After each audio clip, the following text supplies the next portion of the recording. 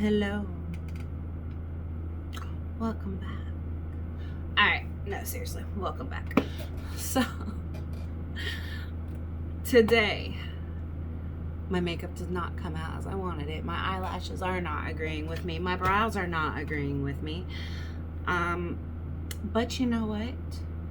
The show must go on. So, I am in my emo cave of darkness. Just let me live in my emo cave of darkness. Actually, can we just acknowledge how awesome this shirt is?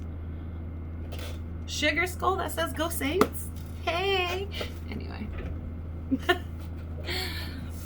I'm trying to embrace my long sleeves while I still can. This is an actual t-shirt, not a hoodie, which I love it that much more. But that's not why we're here. So if you are new to this channel, welcome. Every Wednesday and Friday we talk about the haunted, spooky, crazy, insane, weird, downright disturbing history of New Orleans. So today we are actually talking about a kidnapping that took place in 1870. It's been a minute. This story is brought to you by a subscriber that brought this to my attention, and I'm not gonna lie, I had no idea about this case for a few reasons. One, it involves a child. When I was looking up stories about New Orleans, I kind of steered away from anything involving a child, because anything involving children or animals, sometimes it just goes down a really dark rabbit hole. But I am very happy that she brought this story to my attention, because this story is not only about a kidnapping, but it's also about social change in the city back in 1870. So there's some ups, there's some downs, but it is a part of New Orleans history, so it does need to be talked about. I didn't even know about it, and I found out some really interesting things along the way.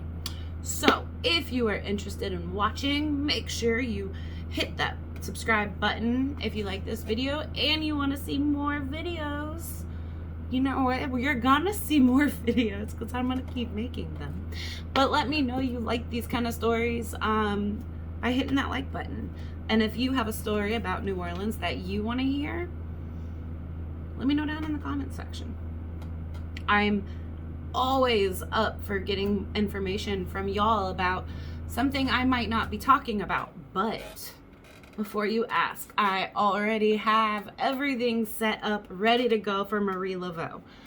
I promise you, it's coming. It is going to be leading into a whole nother segment. So I'm trying to do the less known stories before we get to Marie Laveau, because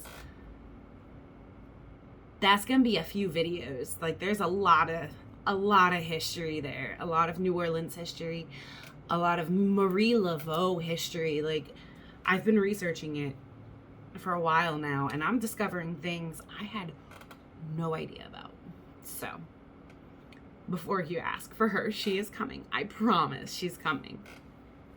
But if you have a story about a person you want to hear about, let me know down in the comments, because Marie Laveau will actually be transitioning us from people to places. So once we get to places, I will ask for y'all to request any places that you think I might not already have on my list. Oh, the places is a long list, y'all. It's a long list.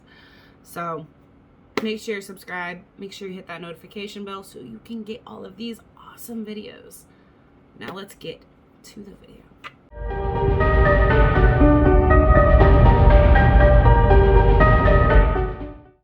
Okay, let's go ahead and get started. For this look, we are going to be using the OG Jaclyn Hill palette. And we are going to be talking about Molly Digby. Okay, so disclaimer, this is a child abduction case.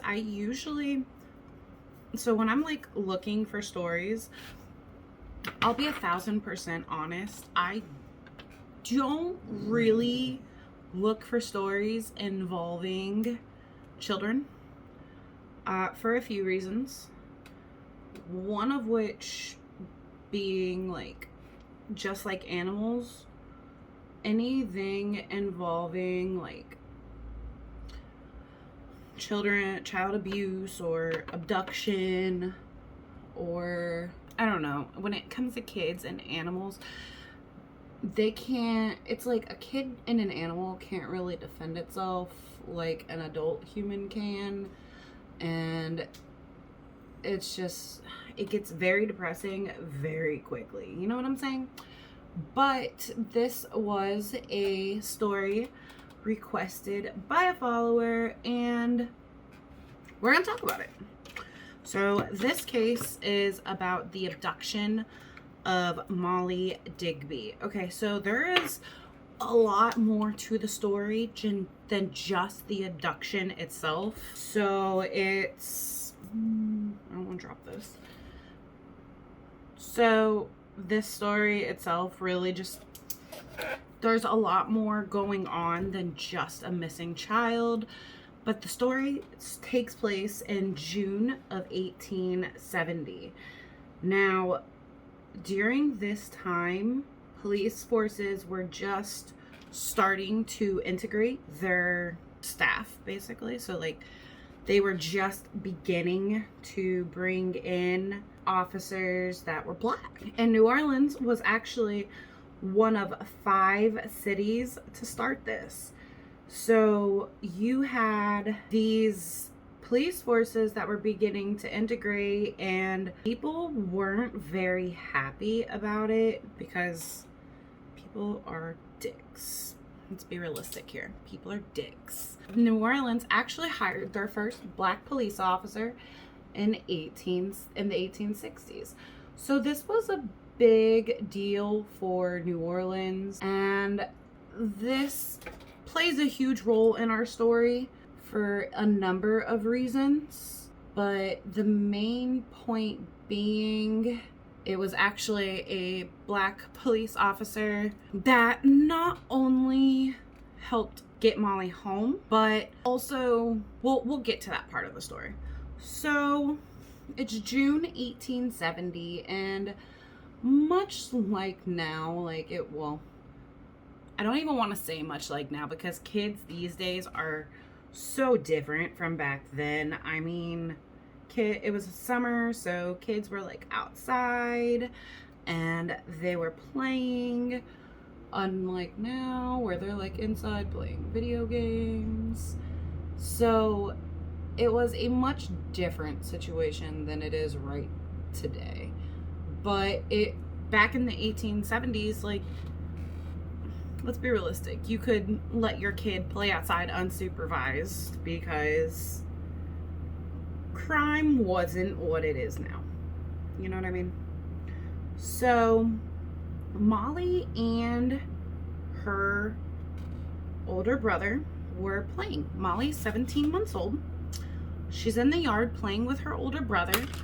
It's June. It's hot. I don't know if you've ever been in New Orleans in June. It's hot. Okay? Like, it's hot. So they're out, they're playing, when these 2 women approach. Now, the women are black, and they're talking to the little boy, and they're talking to Molly, and then a sound happens down the street. Okay? And the little boy's staring down there like any curious young little boy would, wants to know what's going on. So the 2 women say, go ahead, we'll watch Molly. So the little boy goes to investigate what's going on and what all the hustle and bustle is about, returns back to his yard, and 17-month-old Molly and the 2 women are gone. Now, I'm going to put on the screen right here what the women were referred to as. I'm not going to say this term on camera because it is a very offensive term. It's the equivalent of using the N-word. It's offensive. We don't need to say it. Please do not take this term and say it to other people. It's rude and it's just, it's awful. Don't say it. These two women are of mixed race and they are referred to as that, right? The whole reason this story got the attention that it got and the media coverage that it got is because Molly is a white child, a 17-month-old white child, where her brother, her older brother, left her with two mixed race women, and now she's gone. So, of course, naturally, white supremacists get involved. And like, I don't mean just white supremacists. I mean white supremacists that are in the government, that are article writers. And people are going as far as to say, like, your kids are no longer safe to play in their front yard. Yes, because the color of your skin definitely makes you a kidnapper. So now keep in mind, New Orleans has integrated its police force. And because this happened in New Orleans, it felt like they had something to prove. They wanted to prove that by integrating their police force was the right move. They put their best black cop on the case. And his name is Jean-Baptiste Jourdain. Okay? Remember that name. Very important that you remember that name. So they put him on the case. And we're going to call him, we're just going to call him Jean. So they put him on the case, and New Orleans, again, feels like they have something to prove because they're one of 5 cities that have integrated their police force. And they want to make sure that they can, like, tell people, yeah, no, we made the right move. You need to follow suit and integrate your police force as well. Jean has a lot of pressure on his back. Because not only is there a 17-month-old child, like at this point, it doesn't matter if she's white or black. There's a 17-month-old child missing. And honestly, within the first 48 hours, studies show if you don't find the child within the first 48 hours alive, chances are you won't. So, by putting their best black officer on the case, it not only would show that, like, New Orleans was right to integrate their police force, but it would also show that the color of your skin doesn't matter. So while Jean is investigating this case, he ran into so many false alarms, like people saying they saw the baby when they didn't see the baby, and it was becoming... This eye look is not coming out the way I want it to, and I'm getting really frustrated. So he ran into many false alarms while looking for these 2 women. At the time, he didn't have names. They were hoping that someone would call in, say, hey, we found her, she's here. That's what they were hoping for, basically. Because you got to keep in mind, like, the only real eyewitness is a child. Children don't always necessarily have the best track record with remembering certain important details, like, what did they look like? I mean, it's a child. You can't expect a child to 100% understand the severity of trying to understand what another person looks like, or so on and so forth.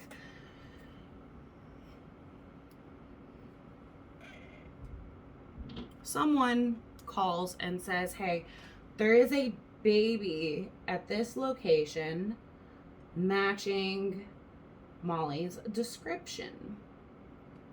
And that is the first real break in the case for the detectives. So they go to this location. Come to find out, it is a lying hospital. Now, the house where Molly is seen is on the corner, or it is in the general area of Camp Street and Belcastle. And the police get there, knock on the door, and they find out that the owner is Ellen Fallen. And Ellen happens to have a sister that lives in Mobile, Alabama, by the name of Louisa Murray. I can't talk today. I don't know what's wrong with me. So, police get to this house and they find out that this house is something called a lying hospital. Now, a lying hospital, so back in this time, if you got pregnant out of wedlock, it was frowned upon, to say the least. Like, it was not deemed acceptable. So,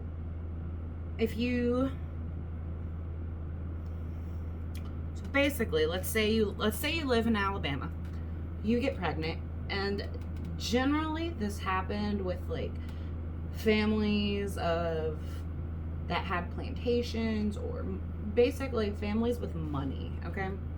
So you get pregnant out of wedlock and it's not with someone that your family approves of, so you go to Louisa, and then Louisa picks you up and brings you to New Orleans, where you basically live in this house with Ellen until you give birth. Okay? Yeah.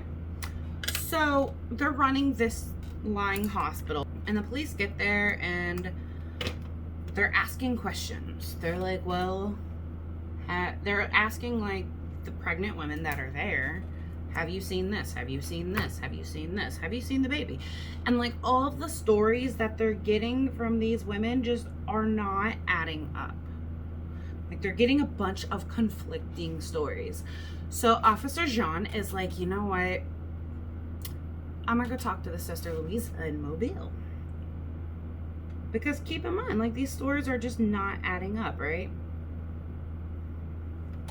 So he goes to Mobile to talk to the sister and finds her, and he's trying to bring her back to New Orleans for questioning. So the journey to Mobile is probably about like 7-8 hours, somewhere around there. To get to Atlanta is 9 hours. So it's probably around like anywhere between 6 and 8 hours. 8 depends on how you drive. And then on top of that, like in the 1870s, there wasn't as much traffic as there is now. There wasn't like as many busy highways as there is now, like so on and so forth. So it could have taken him like 4 hours. We don't have an exact time frame here. But on his way back, 48 hours after showing up at the lying hospital on the corner of somewhere in the vicinity of Camp and Belcastle, baby Molly's turned in, okay? But that's not, I know what you're thinking. Okay, case over. Someone turned a baby in. But who? Who turned that baby in, and why? Why now? Why are we now turning in this baby? So he comes back with Louisa. Now, keep in mind, they're still pretty sure that Ellen and Louisa, who are sisters, running this lying hospital together of mixed race, where Molly was seen at this house, they are under full impression that they're connected. This is connected. This is somehow connected to Molly's disappearance. Like, police are sure about this. And no, it's not over just because Molly was found. Well, not even found. She wasn't even found. She was brought in. So no, it's not over. It's not that simple. It's just no. We're not done here. There's this family that has a known connection with Ellen in New Orleans, okay? So the Broadwell family. Now, their connection is not 100% known as to like why this prestigious white family is involved with Ellen and her lying hospital. The thing that is making everyone like so sure this prestigious white family, they go by the name of, it's Mr. and Mrs. Broadwell. It's because Mr. Broadwell is the one that turned the baby in after 17-month-old Molly just magically appeared at his house 48 hours after police showed up at Ellen's lying hospital to question them about where baby Molly was. Now, while Mr. Broadwell is never arrested, it's still believed that he is involved somehow. But because police can't prove it, they just kind of let it go. Ellen and Louisa are not so lucky. They go to trial. Ellen and Louisa stand trial for Molly's abduction in January of 1871. So this trial is different from trials of the past because the jury, the jury's integrated. And the prosecution was Republican, while the defense, oh my gosh, I cannot talk. What is wrong with me? While the defense was Democratic. And then, like, the fact that the jury was integrated, it's so crazy because this was not natural for this time period. Keep in mind, New Orleans is only one of 5 cities to integrate their police force, so an integrated jury is a huge deal back in this time period. Now, trial goes on, and the jury goes in the room to deliberate after everyone has said their piece, and the jury comes back 8 minutes later. I don't know if y'all have ever seen like trials, but for a jury to come back in 8 minutes on such a high profile case, like, that meant so much to the city and the police force, because the police force was trying to prove something.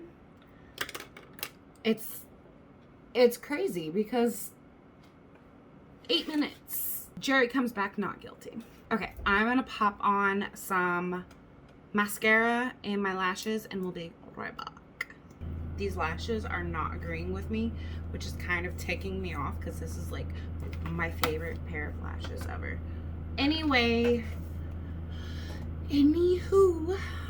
okay, so jury comes back 8 minutes later and they come back with a not guilty plea. Whew, that is way lighter than I was anticipating. It's okay.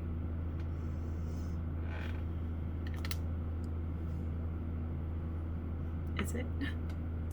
I'm putting my hood on. He looks so emo. So let's fast forward to why Jean, being the lead officer in this case, is such an important detail. Not only was he the first Black officer to be given the responsibility of such a high-profile case that was supposed to make such a big difference for New Orleans, but that not guilty plea legitimately ruined his life. He does have a living relative today. He has a nephew.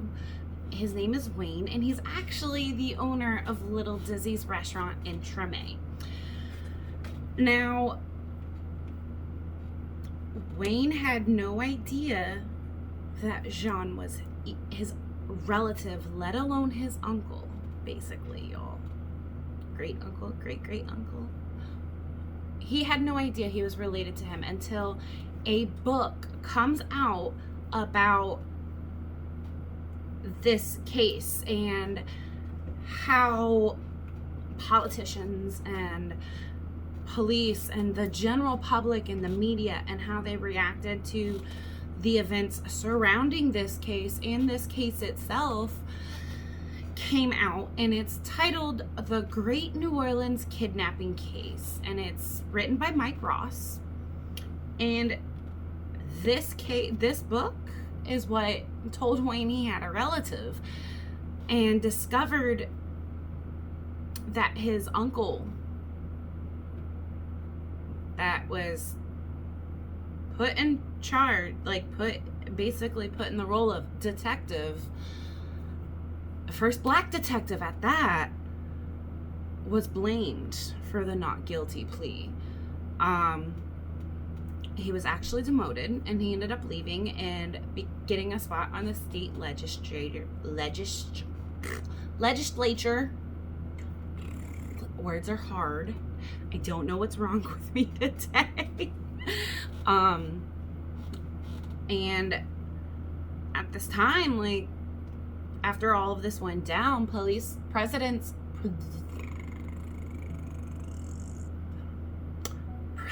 Rutherford actually ended up pulling the troops that were, like, in New Orleans protecting black people during this time, because this is still a very volatile time.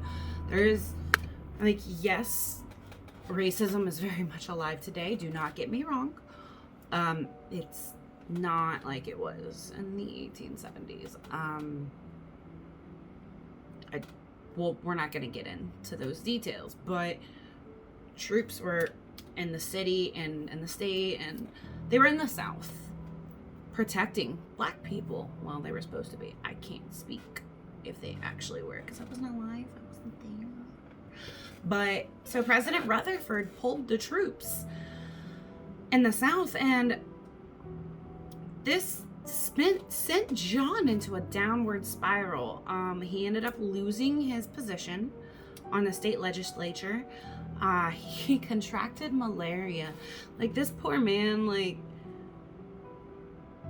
when it rained, it poured for this man. I mean, he did his best to find Molly's kidnappers, but the fact that he was blamed for the not guilty plea, when it was the jury that came back and said that, it wasn't like the case itself was just not strong. I mean, he was blamed, and after he contracted malaria and lost his spot in state legislature, he just snapped, y'all.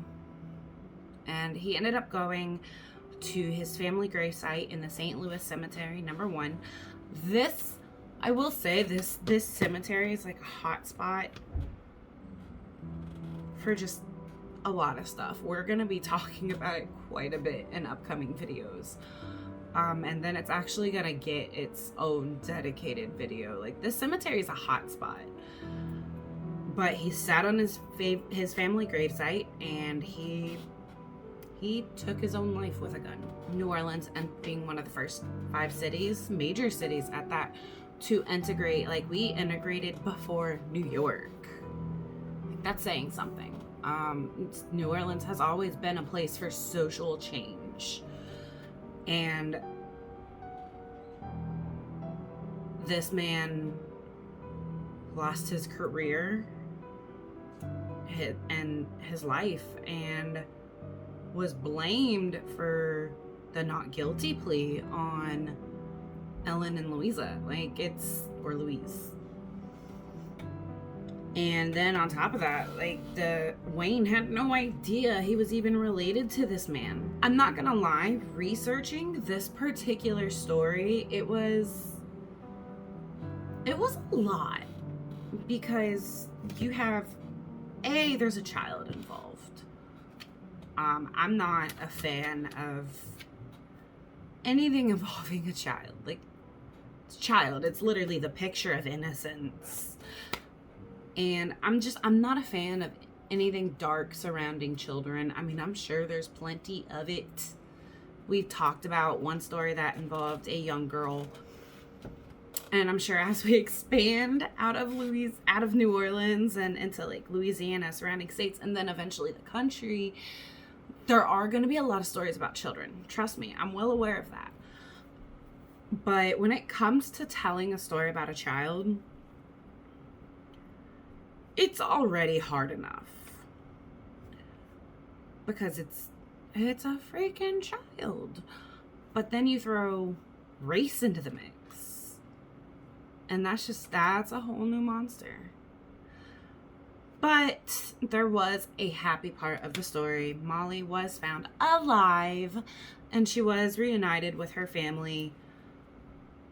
I mean, that doesn't really make up for what happened to Jean and how he was blamed and his life eventually just fell apart. But, I mean, at least Molly was found alive, because that's not always the case with child abductions. So at least that part had a little bit of a light at the end of the tunnel. Okay, so that is today's story. That is brought to you by Jess. I never would have looked into this if it wasn't for her. I will see you guys tomorrow for Skincare Saturday, and then again on Wednesday. All right, have a beautiful weekend, guys. Bye.